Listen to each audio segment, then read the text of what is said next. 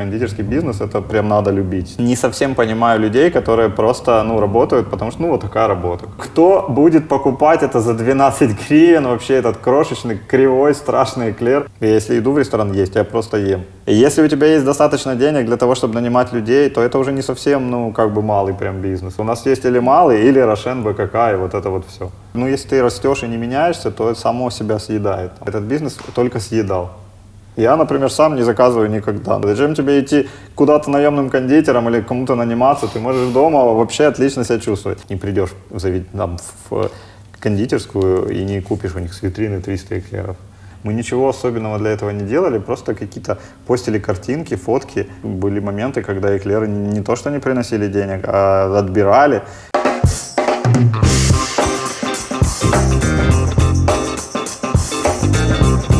Всім привіт! Мене звати Валерія і ви дивитесь «Ви ресторатор». Тема цього випуску – кондитерський бізнес сьогодні. І у нас в гостях бренд-шеф та співзасновник ательє еклерів Антон Таран. Антон, я вас вітаю. Добрий день. Хотілося б почати з питання, як давно ви займаєтесь кондитеркою та взагалі з чого почалася вся ця солодка історія? Конкретно ателье эклеров вот как раз 6-й год, то есть недавно исполнилось 5 лет.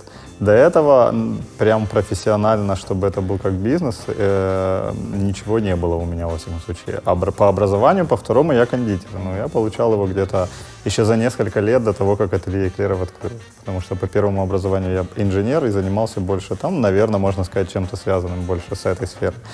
Но кондитеркой я увлекался, наверное, с детства. У меня было какое-то такое увлечение, притом мне не нравилось делать какую-то обычную еду, а вот именно только кондитерку. Угу. Мне просто как-то сам процесс завораживал. И в какой-то момент я просто решил, почему бы не попробовать сделать что-то более профессиональное, чем там на кухне готовить. Потому что всегда есть, очень многие, наверное, слышали, есть такое, что если ты дома хорошо готовишь какие-то там торты или пироги, это совершенно не означает, что ты можешь заниматься профессионально кондитерским делом, потому что это разные вещи. Это как если ты можешь себе сделать хороший маникюр, это совершенно не означает, что ты сможешь делать его каждый день другим людям изо дня в день постоянно. Потому что это, в принципе, сейчас, по прошествию какого-то времени, я могу сказать, что кондитерский бизнес — это прям надо любить. Я, если честно, хоть и нахожусь в этом всем, и сам кондитер, не совсем понимаю людей, которые просто, работают, потому что, вот такая работа. Не знаю, я пошел учиться на менеджера туризма, и теперь я менеджер туризма. А так я пошел на кондитера просто так, и теперь я кондитер. Это просто как-то, слишком тяжело, чтобы просто так этим заниматься. На першому етапі у вас були тільки еклери. Если говорить об ателье эклеров, то это изначально был такой какой-то хобби-проект. Мы его сделали одноразовый вообще для фестиваля уличной еды. Это 5 лет назад, это такая была какая-то все свежая тема. И мы сначала просто придумали, что мы хотим что-то сделать на фестиваль уличной еды. И потом уже только это как-то, пока мы обсуждали, это превратилось в эклеры, потому что тогда в основном, в принципе, были только обычные эклеры везде, какой-то один, а максимум 2 вида. Было много у нас каких-то обсуждений, и как-то к этому пришло, потому что монодесерт, разный вкус, они изначально маленькие были такие совсем. И я помню, что было очень сложно все делать, и чтобы они были красивыми.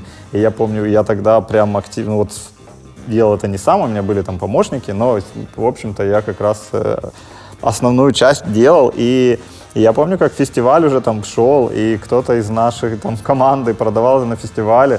И я что-то все время мы в процессе доделывали, и я просто каждый раз они выходили, не такие, как мне нравились. И я говорю, да боже, кто это? Они стоили тогда, маленький эклер стоил, по-моему, 12 гривен. Я говорю, кто будет покупать это за 12 гривен, вообще этот крошечный, кривой, страшный эклер? А людям все нравилось. Потом, конечно, они со временем стали, как-то намного лучше. Прискіпливо люди ставляться до цих штук. Сейчас как-то, сейчас мне уже не стыдно за эклеры, а тогда мне вроде были ничего, но мне было постоянно что-то как-то не очень нравилось до конца. Але все ж таки зайшло, і це, мабуть, стало точкою поштовху. Конечно, да, после первого, мы тогда, еще за месяц до фестиваля мы сделали страницу на Фейсбуке, которая буквально за неделю набрала 600 подписчиков, где мы написали, что мы будем на фестивале. И люди писали, что почему аж только на фестиваль, мы месяц не хотим ждать, давайте нам эклеры уже сейчас. И нам пришлось даже раньше уже начинать обслуживать какие-то заказы, но это на самом деле было хорошо, потому что мы немножечко набили руку, там как-то проработали какие-то моменты, и к фестивалю подошли уже более готовы, да. И у нас было там какое-то, я не знаю, наши подсчеты на коленке показали, что мы продали почти 1000 эклеров и заработали. Мы, может быть, не учли чего-то, я думаю, что мы ничего не заработали, но по нашим расчетам получилось 1000 гривен, по-моему. Ось ви вирішили вже свій бізнес зробити трошки серйознішим. На першому етапі з якими труднощами ви зіштовхнулися? Там юридичними, технічними, локація? Чи є у вас кондитерський цех? Чи був він на першому етапі? Там, на самом деле, вот в этом, конечно, есть самые главные моменты. У нас многие начинают, если говорить о малом, там, каком-то даже не среднем еще, о малом кондитерском бизнесе, то на начальном этапе многие готовят дома. Мы, в принципе, тоже начинали дома, хотя это по нашим ГОСТам, меркам современным, ну, как бы невозможно сделать. Ну, понятно, что у нас есть миллион кондитеров, которые дома что-то делают и продают это как-то в интернете, все. Никто не заморачивается особо ни с юридическими вопросами. Там. Еще тогда, 5 лет назад, были сложности, потому что если ты хочешь поставлять какие-то десерты в заведение, то необходимы были документы. И мы потом получали все эти разрешения санэпидемстанции и прочее. Сейчас тоже уже есть новые эти ХАСПы, новые всякие нормы, по которым уже тоже нужны там будут документы какие-то и прочее. Ну, это еще в таком переходном периоде. А вот где-то последние несколько лет, когда санэпидемстанции уже не было, и никаких, в общем-то, документов не надо особо было, и вот такой расцвет был домашней кондитерки, потому что можно было там дома печь какие-то тортики, выбрать себе там 3 какие-то крошечные кофейни, которые сейчас у нас есть просто на каждом углу, и ты туда поставляешь, там, ты купил продуктов на 100 гривен, сделал какой-то чизкейк, принес его в кофейню за 200 гривен, продал, ты заработал на этом 100% сверху, вот еще ты довольный человек, такой каждый день по чизкейку делаешь, и у тебя классная зарплата. Зачем тебе идти куда-то наемным кондитером или кому-то наниматься, ты можешь дома вообще отлично себя чувствовать. Хотя это не совсем правильно, потому что, во-первых, конечно, они создают конкуренцию, особенно не столько крупному бизнесу, потому что понятно, что они не конкуренты там БКК, там Рошен и прочим. Сколько там какому-то среднему, например, там уже бизнесу, который уже выходит на какую-то более легальную там стезю, там арендует себе цех, нанимает сотрудников. И получается, что твои 100 гривен себестоимости за продукты уже превращаются даже не в те 200, за которые ты продавал это, а уже там во все 300, потому что тебе нужно заплатить зарплату, коммуналку, там все это, аренду помещения, там всякие накладные расходы, все это учесть.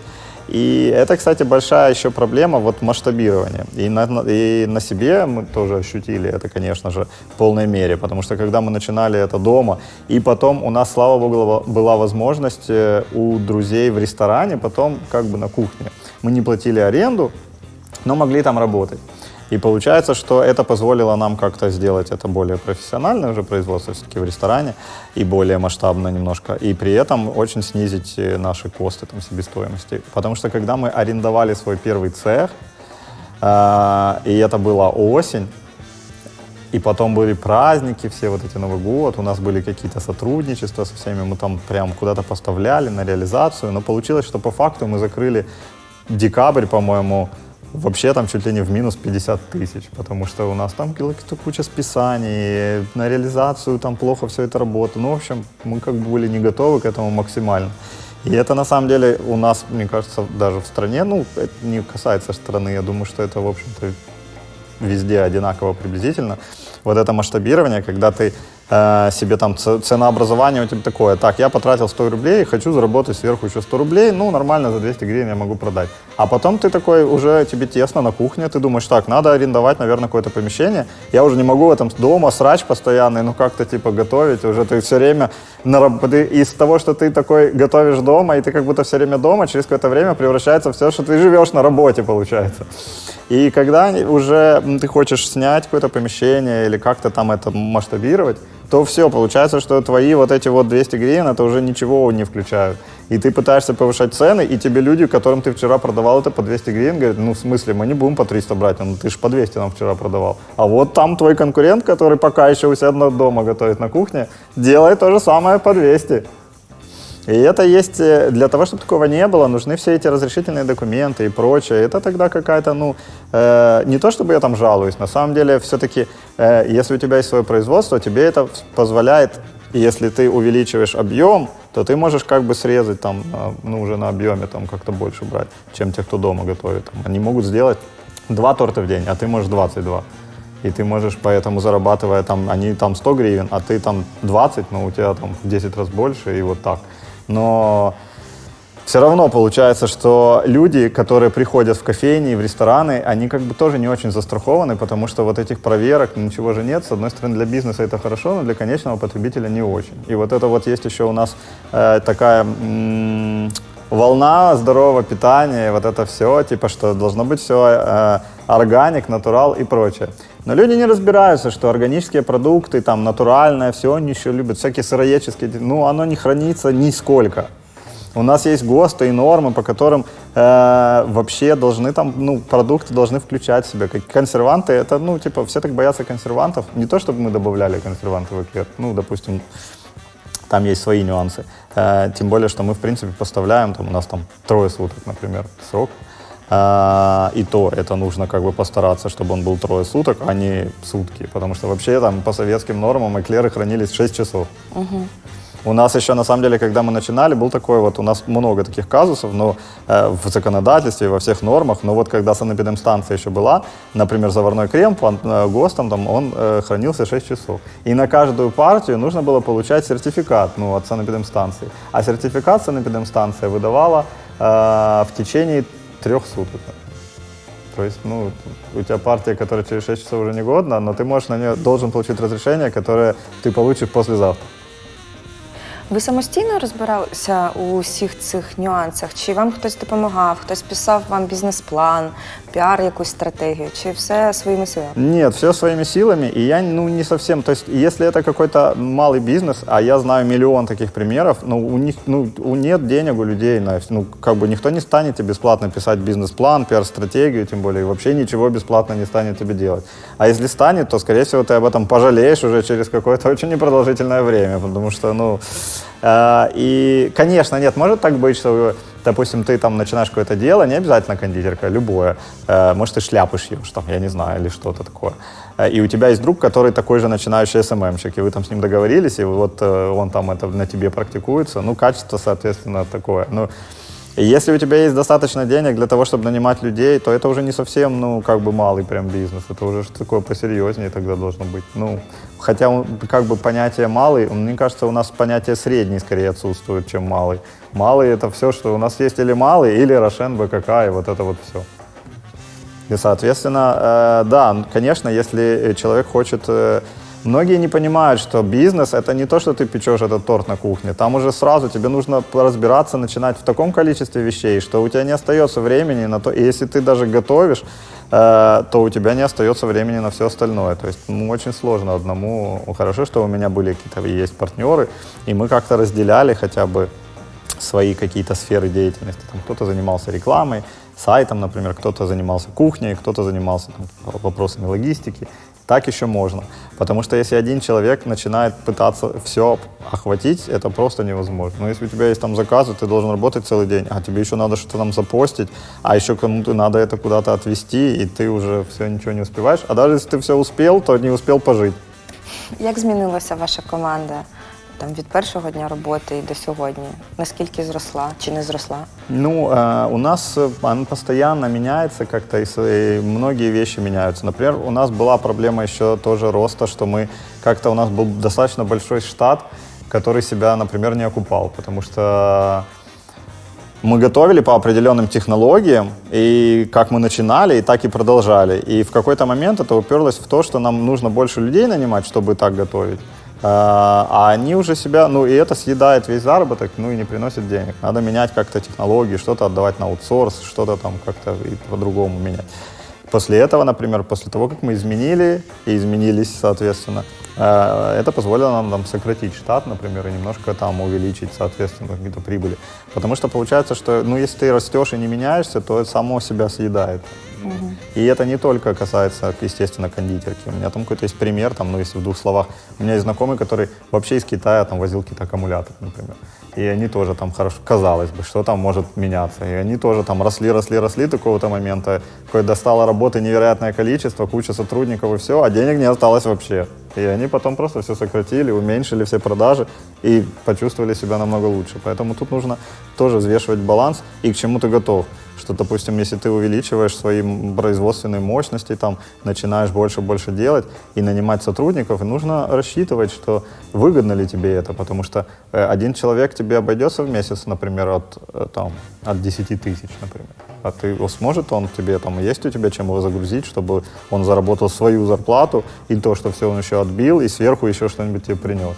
Якщо не враховувати перший фестиваль вуличної їжі, скільки грошей ви витратили на запуск, враховуючи документи, усі снарядження, і як швидко ви їх відбили?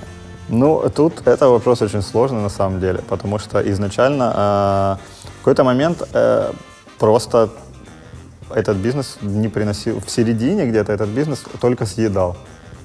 То есть он работал в минус, потому что вот именно из-за проблем вот этого масштабирования. Потому что когда пока ты не столкнулся с этим лично и не начал, не попробовал как-то это все увеличить, ты не понимаешь, что тебя ожидает, где тебе нужно там подстелить себе соломку, а где еще что-то сделать, чтобы как-то...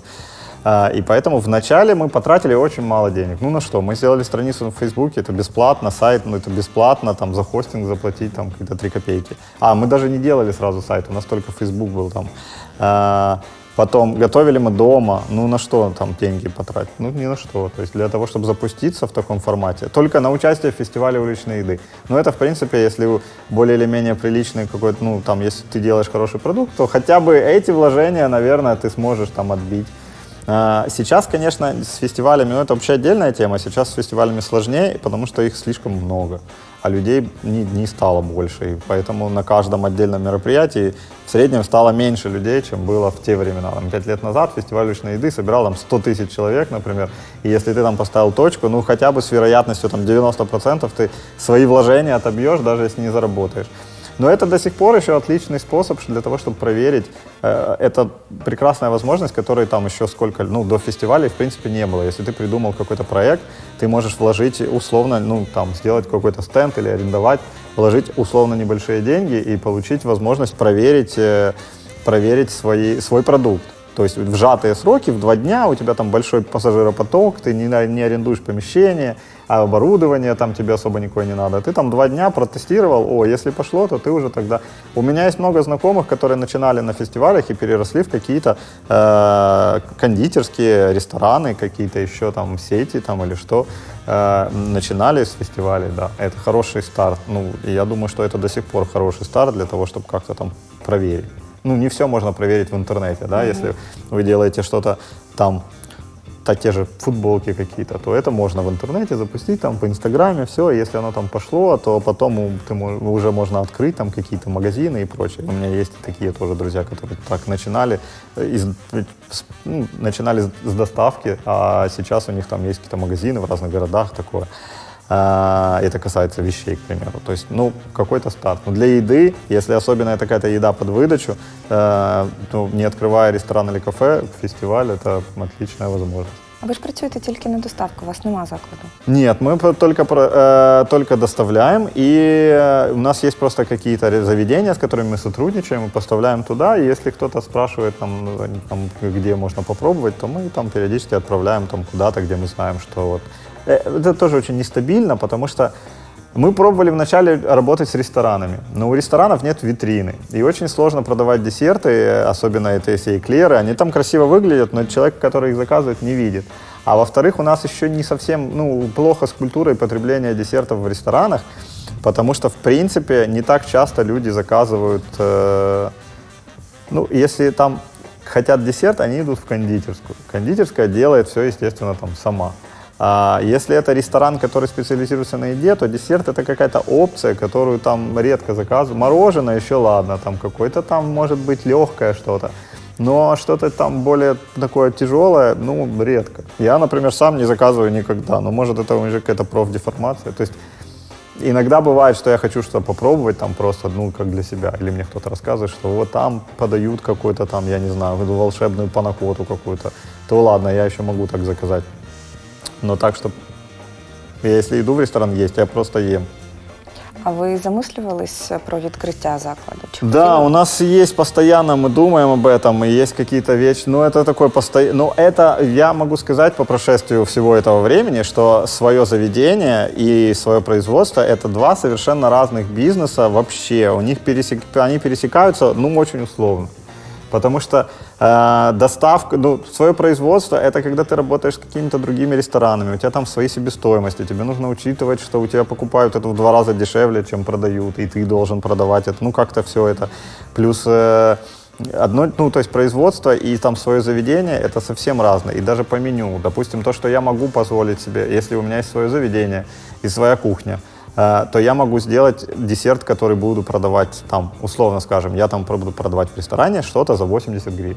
Оно мне в себестоимости может там даже 30-40 стоить, и я так могу это продать, хоть это и не очень правильно.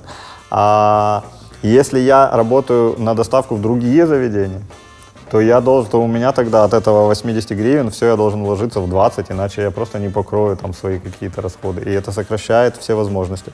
Плюс касательно рекламы, там, если я работаю, у нас тоже была проблема, когда мы только начинали, и эклеров вокруг еще не было такого количества, как сейчас, то достаточно было просто делать вкусные эклеры. И люди заказывали и ели. Сейчас это практически очень маленький процент людей заказывают эклеры, просто чтобы съесть. Потому что, вот у нас коробка 6 эклеров, они там 15 сантиметров, нормального размера. Сколько человек может съесть за раз эклер? Сколько угодно может съесть, окей, там все под настроение. Но если человек хочет эклеры, то, скорее всего, что он не хочет сразу 6 штук всю коробку там втоптать. И есть их 3 дня подряд, тоже не все хотят. То есть, хочет эклер. И он, скорее всего, пойдет в какое-то заведение, не будет заморачиваться, делать заказ, ждать, пока их когда-то там привезут там, во второй половине дня, может быть, или завтра. Скорее всего, он просто пойдет в какое-то заведение, возьмет там кофе с эклером. Вот это заведение, все. Поэтому мы как-то должны то есть как продать эклер, например, в таком случае. У нас есть куча там сувенирные какие-то варианты, там мы делаем изображения на эклерах. То, что ты не можешь заказать в обычной кофейне. То есть, там, не знаю, у нас люди заказывают, там, день рождения у кого-то, можно фотографии на эклеры сделать, там какие-то надписи, все. Вот это заказывают, да, потому что это то, что ты не можешь прийти в кафе. Или, если это какое-то мероприятие, и тебе нужно сразу там, особенно корпоративный заказ какой-нибудь, там, 300 эклеров, тоже не придешь в кондитерскую и не купишь у них с витрины 300 эклеров. Скорее всего, потому что просто их там не будет. Заказать и под тебя заказ, а тогда получается, что уже стирается тогда вот это вот, что нужно. То есть уже проще позвонить и заказать, а не идти в какую-то кондитерскую и там с кем-то договариваться. То есть корпоративный сегмент и сувенирный. То есть из просто кондитерского сегмента за вот эти годы получается, что то, что работает на доставку, мы сместились из сегмента просто кондитерки в какой-то сегмент больше сувенирной продукции, потому что да, у нас есть там еще торты мы делаем, какие-то пирожные, кинди-бары у нас там заказывают, или там массовые, это все, конечно же, кондитерка, но теперь это больше как какой-то подарок еще. То есть именно частные заказы от людей там, и индивидуальные, это 90% подарок для кого-то. И поэтому, кстати, вопрос и СММа, в частности, у нас тоже была проблема, что когда мы не знали, что рекламировать. И никто не говорит, что ой, вы рекламируете, это не то, что вам нужно, вы это не продадите, нужно вот это нужно приходить самому, и в зависимости от того, какой продукт у тебя, и как-то искать свои каналы там сбыта и интерес у людей. Соответственно, когда мы просто постили фотографии там эклеров, наборов в обычном оформлении, это там так.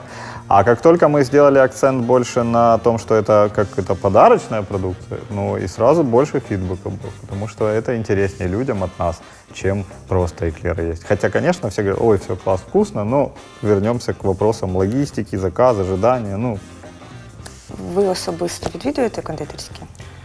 И як часто? Не часто вообще, и очень, как-то, у нас не настолько прям супер много кондитерских. Если что новое открывается, то я захожу. Но если честно, меня всегда интересует, что думают мои какие-то знакомые там и друзья, которые там были, которые чаще, чем я, посещают подобные заведения.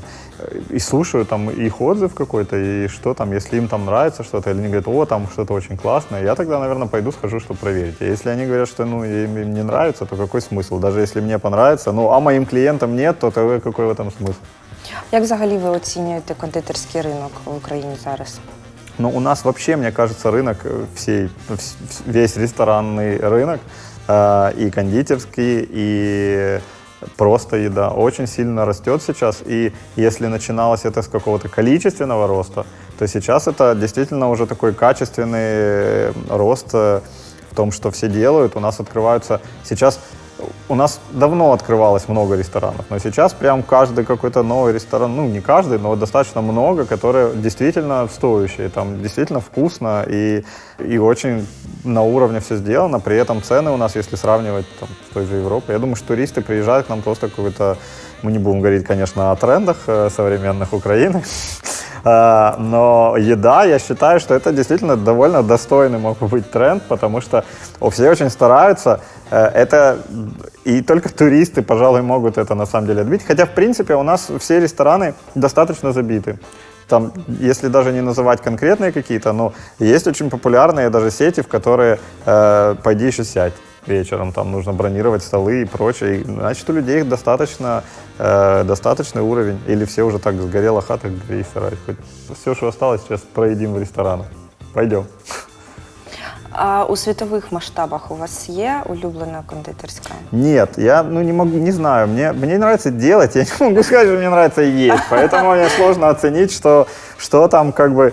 Мне нравится свои какие-то идеи реализовывать, и я смотрю, как люди на это реагируют. А за границей, честно говоря, у меня было чаще больше разочарования, чем какого-то очарования. Я не могу сказать, есть много мест классных мировых, где я просто еще не был. И я не могу поэтому говорить обо всем. Но чаще всего это когда куда-то приезжаешь, и ты там ожидаешь, что там будет все космос, потому что у нас все такое, а там-то все умеют. И это не только кондитерки касается. Понятно, что там где-то в том же Риме ты там можешь найти, не то что можешь, там есть там какие-то очень классные рестораны, там со всеми, там, и не только, в каких-то таких крупных европейских городах. Но там, мне кажется, гораздо больше. То есть у нас с большей вероятностью ты сядешь в каком-то месте и там получишь какую-то вкусную еду, в отличие от там, где ты можешь нарваться просто на какое-то туристическое. Это отчасти, наверное, потому что Киев просто не такой туристический город, и у нас заведения ориентируются все же больше на локальную публику. То есть, есть какие-то заведения у нас чисто туристические, по-моему, есть, но просто как-то мы их даже не обращаем на них внимания, просто не замечаем, так проходим мимо, там, их очень мало, мне кажется, в каких-то там кассовых местах где-то что есть, но чаще всего что-то новое, что у нас открывается, ориентировано на то, чтобы привлечь постоянного клиента, который здесь живет. А там за границей чаще всего как раз нет. Там туристы, у них такой поток, там понравилось тебе, не понравилось, все равно тебя завтра уже здесь не будет. Может быть, да, в следующий там какой-то приезд ты не захочешь сюда прийти, так придет еще 15 тысяч других людей. Поэтому там нужно выискивать, где там поесть вкусно, а у нас проще, там буквально там, для туриста, может, конечно, и сложнее, но я не думаю. Думаю, что туристы приезжают тоже, ты не сразу знакомишься, у нас люди очень контактные и идут куда-то там, в классных заведениях у нас и туристов много, и местных. Насколько там много. До речі, хто придумав вам назву? Просто придумали, как в самом начале ее и придумали. Это просто было как-то, даже мы не то, чтобы сильно заморачивались, потому что это же был какой-то такой разовый проект. И когда мы придумали, что это будут эклеры, и что они там будут разные, и вот оно как-то там так появилось. У вас не було піар-спеціаліста, не було там досвідченого СММ-спеціаліста. Як ви просували бренд і через які там канали комунікації? А так как-то вышло, что в принципе мы просто, наверное, попали в какую-то такую волну, когда это было интересно потребителю. И поэтому он как-то сам по себе продвигался изначально. Мы ничего особенного для этого не делали, просто какие-то постили картинки, фотки, аппетитно достаточно. На самом деле, если посмотреть, что мы там постили 5 лет назад, то сейчас это... как-то нельзя просто сравнивать то, что сейчас, и то, что было 5 лет назад. 5 лет назад заходило по сравнению с сегодняшним днем просто все, что угодно. Ты там запостил какой-то эклер, снятый на чем мы тогда фотографировали? Что тогда был? iPhone 3G? И это все нормально. Да, у нас были потом, когда мы начали уже как-то это выводить на более профессиональный уровень, то мы договаривались с фотографами, там, знакомыми или незнакомыми, там все как-то, чтобы это все фотографировать и прочее. Но сейчас тоже у меня есть, например, сомнения. Все эти фуд-фото, это на самом деле достаточно специфическая такая штука. Тут нужно действительно нанимать профессионала, потому что недостаточно просто красиво. Можно сделать красивую инстаграмную фотографию десерта, но и люди будут лайкать ее, но не хотеть съесть. То есть тут еще нужно такой момент, чтобы это хотелось съесть. Не зря же вот все эти клише там с тем, что пицца там, когда поднимаешь, она там тянется, этот сыр там, и это, может быть, выглядит там не настолько там прям красиво, там идеально, как что хочется тебе вот этот сыр сейчас съесть. Ну вот то же самое здесь, нужно как-то там находить какие-то такие ракурсы, какие-то решения для своего продукта, чтобы он вызывал у человека какое-то желание, вот, то есть если это вещи, то, соответственно, надеть это как-то на себя, или что он сразу представляет, так, а вот это мне подойдет на такие-то и такие. Ну, в общем, нужно просто, недостаточно просто сделать красивую фотографию с точки зрения там света, какой-то тени и прочее. Надо еще смысл понимать, что ты фотографируешь и для чего. И в SMM, и в рекламе это тоже... У нас просто нету, мне кажется, есть такое тоже ниша какая-то в вопросах пиара и рекламы для вот такого малого бизнеса. То есть нанимать какую-то команду или агентство — это дорого, но это нельзя себе позволить. А какие-то специалисты такого местного масштаба, их очень много, но они даже, ну скажем так, если вы нанимаете человека, который там SMM занимается, и скорее всего, что даже он знает, как там настроить, запустить вам таргет, все, может быть он знает, но он не знает, кто ваш таргет. И ждать от него этого тоже странно, потому что если это должен был быть, например, специалист по кондитерскому SMM, например, он знает, кто клиент какой продукции, кто ваши конкуренты, что они постят, все, следи, и он может там все. Но таких у нас узких специалистов, мне кажется, будут, просто потому что появляется, человек начинает этим занимается год, другой, там, понятно, что у него отсеиваются какие-то определенные там клиенты, остается там группа, там, по вещам, например, и он, как бы в этой теме немножко, если он хочет в этом разбираться, если это не просто, класс, я буду этим заниматься, что он запостил фотку, написал текст, а еще, конечно, язык — это просто бич. То есть, чтобы я читаю, если грамотное какое-то написанное рекламное объявление в интернете, это просто уже сразу удивительный вообще факт. То есть люди даже не заморачиваются тем, чтобы как-то в Гугле проверить, что это вообще. Я про запятые вообще молчу. А смысл там, когда ты просто читаешь, и надо 3 раза прочитать предложение с этими запятыми, чтобы понять вообще, что автор имел в виду и зачем там это сделано. Это отдельная боль просто, да. Якби вся ця умовно, якби вся ця еклерна історія не зайшла, то чем бы вы занимались? Сейчас у меня есть еще как минимум один бизнес, еще у меня есть в партнерстве там с братом, у нас есть магазин и сервисный центр по Apple технике, ему уже там лет, с первого айфона, сколько прошло, уже почти 15 лет, мне кажется. И вот он там параллельно существует, потому что были моменты, когда эклеры не то что не приносили денег, а отбирали, и нужно же там за что-то жить. Еще какие-то проекты там параллельные бывают, и по разным там направлениям. И это да. То есть я вообще считаю, что если у вас нет хорошей там какой-то подушки финансовой, то начинать все, что связано с едой, даже не надо. Потому что это если и начнет деньги приносить, то точно далеко не сразу. Разве что если, конечно, бывают исключения, какой-то удачный стартап, удачный продукт, который сразу всем интересен, и ты прям сразу попадаешь в эту струю. Но это же редко, на то оно и исключение. Все думают, конечно, что и вот то, что я делаю, это сейчас оно и есть, это исключение. Но нет. Які б 3 поради ви дали самому собі, але 5 років назад? Правильно все считать, рассчитывать. И, это вот самое главное, то, что никто не любит делать. Все там пересчитывать все себестоимости. У нас было много историй о том, что мы продаем что-то там за одну цену, а потом пересчитываем еще раз, и оказывается, что она в себестоимости ровно столько и стоит, или если не больше. Считать, анализировать там какие-то результаты. Не погружаться просто с головой в какой-то... если ты делаешь что-то свое, если ты хочешь быть кондитером, тебе нравится только печь торты, то ты идешь, нанимаешься кондитером и где-то на чужой кухне этим занимаешься. Все, предоставляя все остальным. Потому что если ты делаешь свой бизнес, то нужно принять тот факт, что ты не сможешь погружаться в какой-то один из процессов с головой. И если ты открываешь свою кондитерскую, это не означает, что теперь-то ты сможешь все свои кондитерские фантазии реализовать. Да нет, это значит, что тебе теперь столько навалится всего, что до кондитерки это уже будет вообще там, что ты, скорее всего, застрянешь на каком-то, то есть нужно немножко все время понимать, что ты должен быть над процессами, потому что иначе ты... Или отдать кому-то это просто на аутсорс, нанять себе директора, и тогда ты сам себе там кондитер, а у тебя есть кто-то управляющий, кто этим занимается. Но опять же, я с трудом себе это представляю в формате малого бизнеса. Що для вас ідеальний еклер? Идеальный эклер, Який він? я вообще, честно, отошел от этого вопроса, потому что если попытаться изучать вот то, что считает идеальным эклером, то и очень просто разные мнения. И невозможно угодить всем и сделать какое-то, в моем понимании, что-то идеальное, это то, что типа для всех подходит.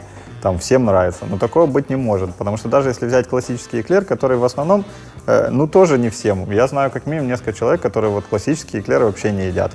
Они не любят эклеры, поэтому если эклер менее всего похож на эклер по вкусу, то вот это то, что им, наверное, понравится, скорее всего. Но это, опять же, исключение. Но возьмем даже обычный. И есть такое, во всяком случае, долго было, такой стереотип, не знаю, какой-то стандарт, что эклер, мол, должен быть хрустящий, с кремом внутри, поэтому его надо начинять там прямо перед подачей. Но лично я знаю еще много людей, которые не любят такой эклер. Мне это все как отдельные ингредиенты. Я люблю, чтобы он был как бы чуть-чуть более пропитанный, допустим. Поэтому для меня такой будет эклер идеальный, для кого-то как-то другой. Там и по сладости, кому-то там кто-то, чем более известный факт, что если что-то очень сладкое, то и больше вероятности, что человеку это там зайдет, чем, например, менее. Потому что если оно не очень сладкое, то он начинает уже там придираться ко всем остальным нюансам вкуса. А там чем больше, это как сверху заглушить, там прямо, и ты там в эйфории от этого сахара уже просто там вкусы тебе десятое дело. Но, как по мне, он должен быть не слишком сладкий, и он должен играть как бы все вместе для меня. Потому что даже если это отдельно хрустящая корка там внутри, это все тоже очень там зависит от подачи, от вкуса, как оно там все вместе сочетается. Не могу ответить на вопрос, что такое идеальный. То есть идеальный Наполеон еще можно было бы ответить, просто потому что и Наполеон это всегда там слоеное тесто и заварной крем. А эклер слишком сейчас уже разный, он может быть покрыт сахарной помадкой, шоколадом покрыт, крем внутри может быть заварной, а может быть не заварной там и все остальное. Поэтому как-то мне кажется, тут надо просто ориентироваться на то, что нравится твоему покупателю и тебе там самому, чтобы ты там был доволен результатом. И чтобы для меня, на самом деле, как бы это звучит неоднозначно, но мне кажется, что так или иначе оценка работы, которую ты делаешь, если ты делаешь бизнес, если ты художник, который просто делает то, что хочет, ему нравится быть там, жить как бомж, например, и все равно там покупает это кто-то, не покупает, просто ты так самовыражаешься. Это одно дело. Но если ты делаешь это как бизнес, то одна из самых основных оценок – это деньги. Если ты зарабатываешь, значит, ты делаешь что-то там, типа, интересное людям. Да, может много людей плеваться, говорить, что ты делаешь какой-то ширпотреб. Да, типа там Макдональдс, все плюются, и тем не менее.